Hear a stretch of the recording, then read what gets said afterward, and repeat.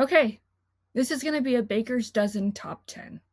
Before we get into that, I do want to shout out a couple of honorable mentions.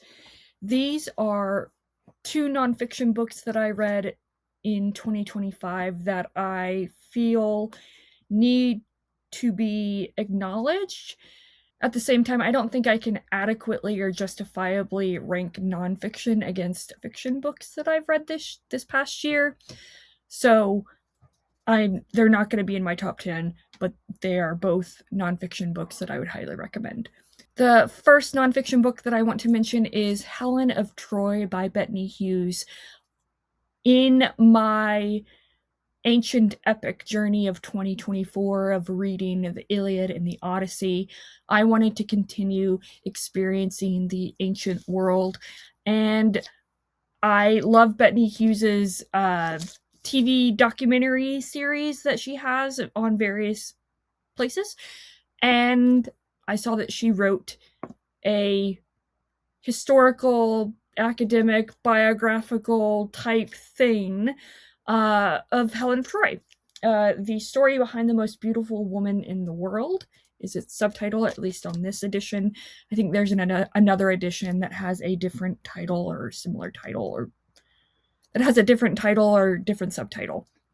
Either way, Bethany Hughes's writing is incredibly compelling. She combines and balances academic writing with personal, not quite memoirish writing, but she makes the personal connection in her academic explorations of Helen of Troy as a figure in literature, in history, in mythology.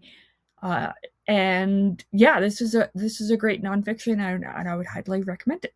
The other nonfiction book that I want to mention is Being Jewish After the Destruction of Gaza by Peter Bernhardt. This book radicalized me. It is, as you would expect from the title, about the genocide in Gaza, and it is a really, as it says, a reckoning about being Jewish and how one can or cannot face what is happening in Gaza from the hands of the Israeli government. And I think it's an important book regardless of whether you are Jewish or not. Now to get into the Baker's Dozen top 10. Couple of parameters and rules for my top list: only one book per author and no rereads are allowed in my top books of 2025. So with that, let's go ahead and get into this Baker's Dozen. First up, in the 13th spot here, we have the third book in the Dungeon Crawler Carl series by Matt Dinniman, the Dungeon Anarchist Cookbook. I guess this is a hot take. This is my favorite book of the series so far. I've read up through book 5. And this is still my favorite book of the series. The Dungeon Anarchist Cookbook is the book that made me incredibly emotional, got me even more invested in the characters and the world, and I just adored it. It is, like I said, it's the third book in the Dungeon Crawler Carl series. If you don't know what Dungeon Crawler Carl is, and you're relying on me to tell you what's going on, but if you don't know about Dungeon Crawler Carl, this series is about a man named Carl and his ex-girlfriend's cat named Princess Donut, who find themselves in a alien intergalactic game show dungeon crawl type scenario where they have to literally battle for their lives through these levels of a dungeon for the entertainment of these aliens that have taken over Earth. And yeah, it's lit RPG. I didn't have it on my bingo card that I would even like it, let alone love it, but I started the series last year, read up through book 5, and have been enjoying myself. Number 12 here is The Unworthy by Agustina Bazterrica. Another unpopular opinion, I guess, is I actually prefer this over her other work that's been translated into English, which is Tender as the Flesh. I buddy read this with my husband because we read Tender as the Flesh together prior. My husband did not like this nearly as much. This is actually his copy, because I cannot for the life of me find my copy. But this is just such an angry feminist book, and it's disgusting and horrible and horrifying. It's about a maybe nunnery, definitely cult, and it's post-apocalyptic, and there's maybe a plague, but it's not about the post-apocalypse of it all. It's not even really about the cult. It's about this unnamed narrator who's telling her stories through journal entries written on anything she can find, from toilet paper to walls. And it's just, I love the way that Agustina Bazterrica tells her stories, and it's just so good. I don't know what else I can say about it other than it's so good. I tend to like going into books pretty blind, without any expectations, and I don't want to set expectations for others as well. Agustina Bazterrica, for me, is an auto by author. I will read anything and everything she writes, obviously when it's translated into English. I've read both of her novels now, as well as her short story collection, and I can't sing her praises high enough. Number 11 is actually a short story, and it's one of the last works that I read in 2025, and I pretty much buddy read this with Jimmy from Chatting with Nuts, and it is Lazarus by Leonid Andreev. This is like I said, it's a short story, and this follows Lazarus of the biblical variety, who is brought back from the dead by Jesus. And this follows him not from a first-person perspective, but from seeing everyone around him and how they interact with Lazarus after he's come back from the dead. I mean, for a 45 page story, this packs an incredible punch, and it is creepy and unsettling and horrifying and incredibly existentially impactful. And I'm definitely going to read other works from Leonid Andreev. Okay, we are getting into the top 10 here now. The number 10 spot here is going to be for Annihilation by Jeff Vandermeer. This is the first book in the Southern Reach trilogy, now series, because there's more than 3 books now. And this first book in the series really surprised me. I had previously seen the film adaptation with Natalie Portman, and I knew that a lot of people had problems with the film, that it wasn't a true adaptation of the book. So I went into it expecting it to be different, as really adaptations tend to be, but even more so based on what I heard. When I read the book, however, I was blown away with how much I loved it. It's told in essentially journal entries. Again, I really like journal epistolary style narratives. And our journalist is an unnamed character. She's only referred to as the biologist. Every character in here is not named. They're just referred to as the biologist, the linguist, the psychologist. I understand why people don't like this book because of that aspect among other things, but I just adored the whole premise of this book and the execution of it and the characters, or lack thereof. If you don't know about Annihilation, essentially this is about a group of women sent into Area X, this mysterious alien, area that the government has been monitoring, and they've been sending expeditionary forces into this area for some time. So this is not the first time that they've been in there. This is I think the 12th or 13th expeditionary force that has been sent in. But either way, they keep sending people in to try and figure out what this area is. And as they are trying to figure out what is going on in Area X, we are trying to figure out as readers what is going on in Area X. The quality of this novel, of going into the unknown and never knowing what is going on, can be really unsettling and unnerving and incredibly frustrating for readers, but I adored that. Alex Nieves actually recently did a review of Annihilation, and I'll leave a link to that video down below, where he really just very simply described the experience that this book does not give you answers, but it does give you revelations. And I thought that was really such a profound, simple way to describe the experience of this book. If you're looking for answers, you're not going to get that in this book. But if you are going to get revelations. So yeah, so this is number 10. Number 9 here. If you follow me on Instagram, you're going to know my top 9.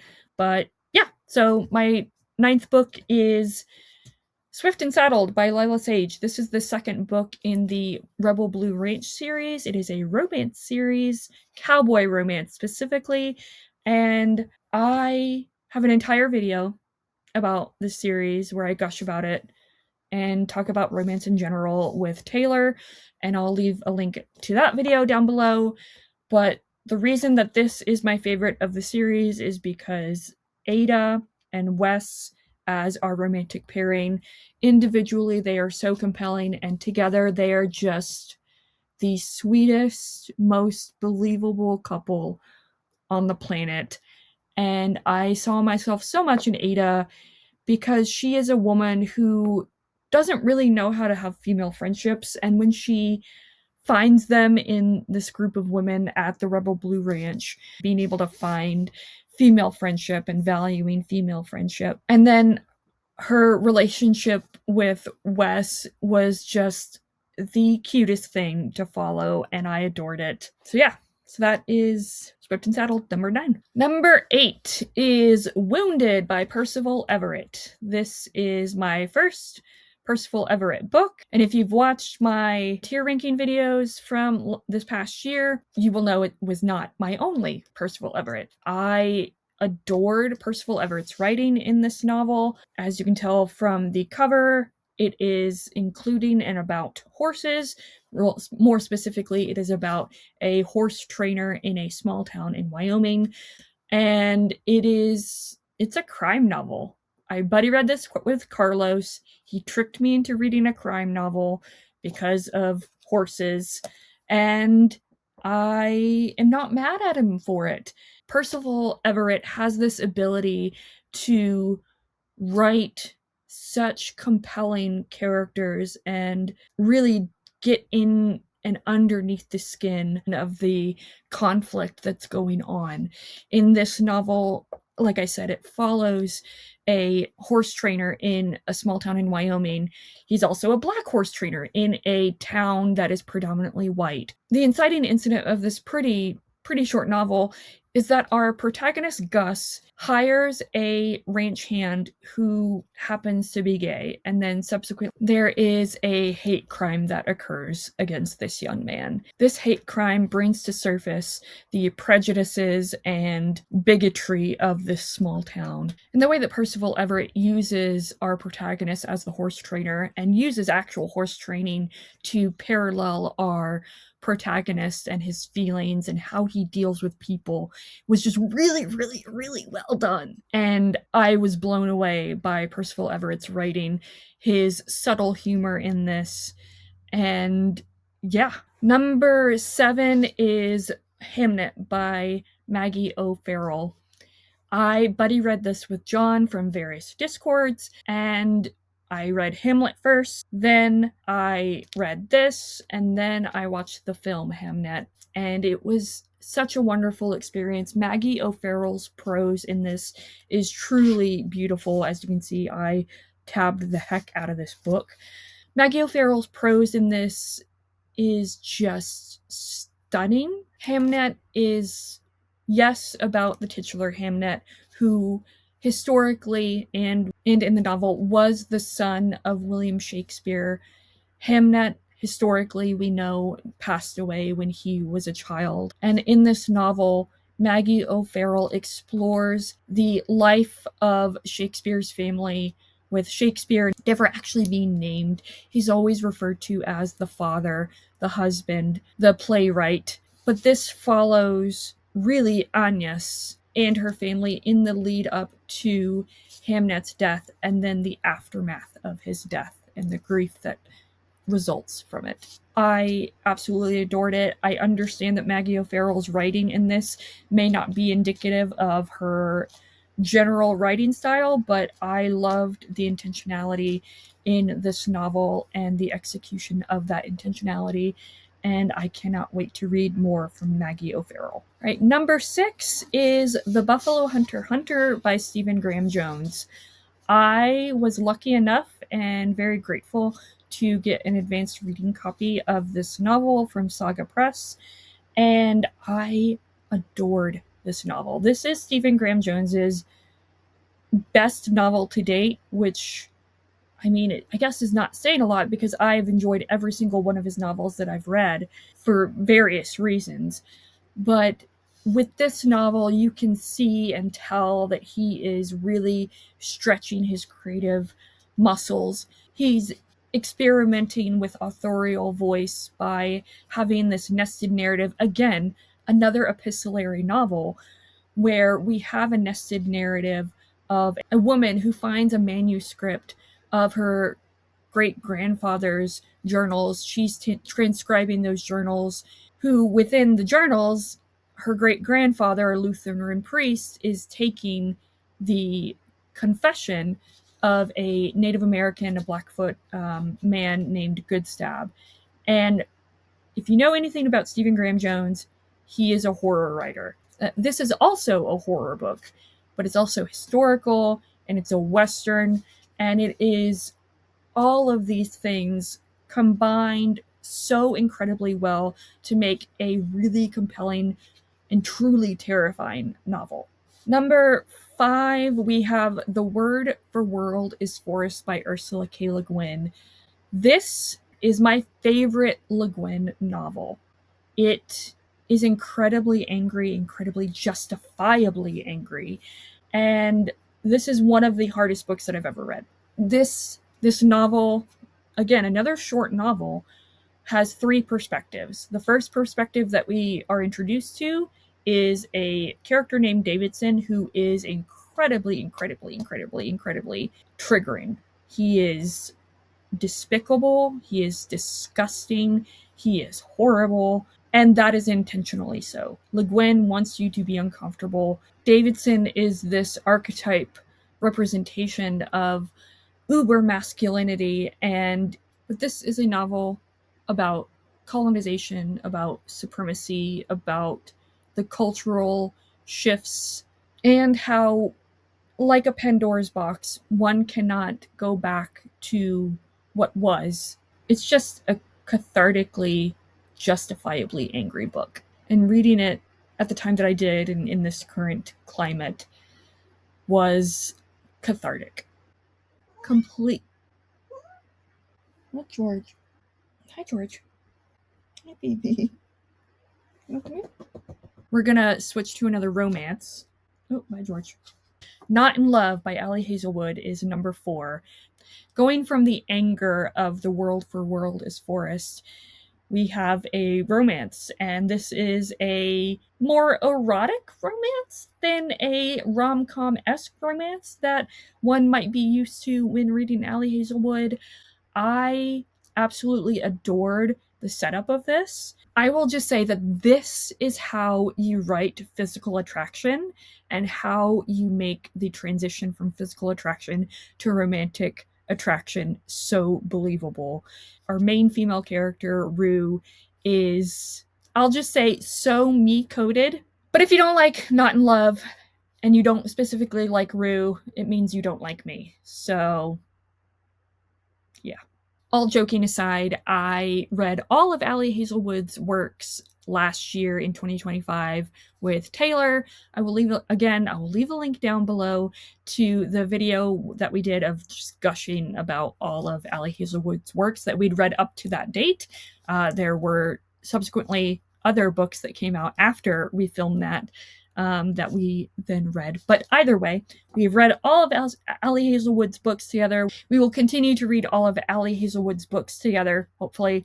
No pressure, Taylor. But yeah, this is my favorite one to date so far. No questions asked. I adored it. All right, and then top 3, going back to anger-inducing works, we have Bearhead by Adrian Tchaikovsky.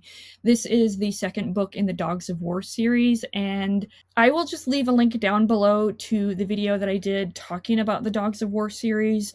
I will just summarize this book by saying there is a heavily Trump-coded character in this book that is incredibly, incredibly anger-inducing. Again, intentionally so.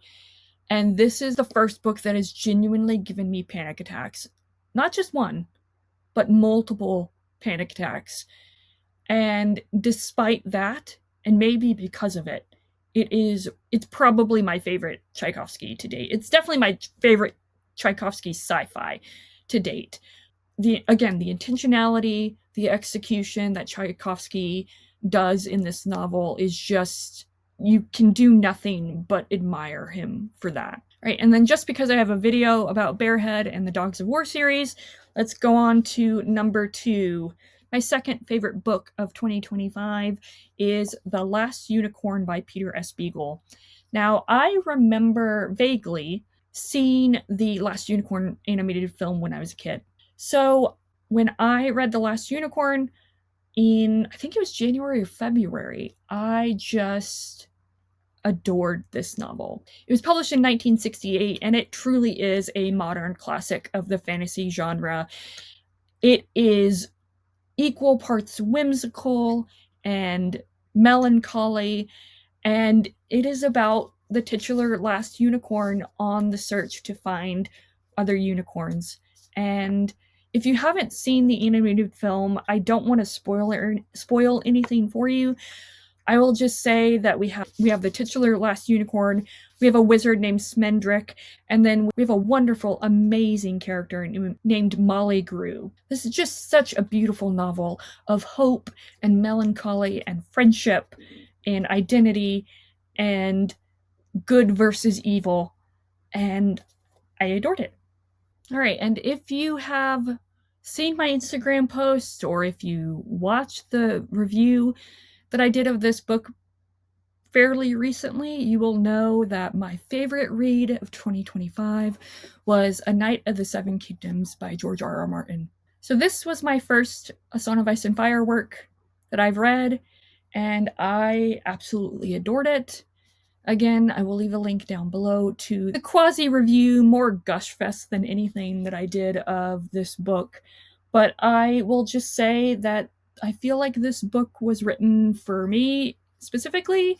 The chivalric romance of it all in each of the Dunk and Egg novellas was just,